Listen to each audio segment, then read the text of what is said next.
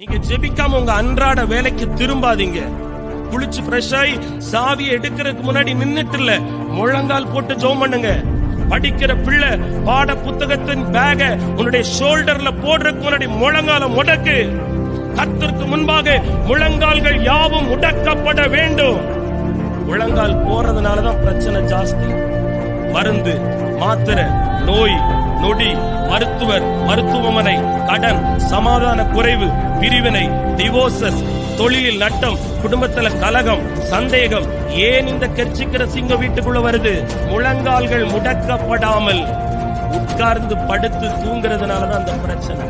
ஆண்டவர் சொல்லுகிறார், சொன்னவைகள் எல்லாம் பூரணமாய் நிறைவேற்றப்பட வேண்டுமானால் விசுவாசியாய் பொறுமையாய் சகித்துக் கொண்டிரு. மூன்றாவது, பரிசுத்தத்தை காத்துக்கொள். நம்பர் 4, முழங்காலில் ஜெபிக்கிற பிள்ளையாய்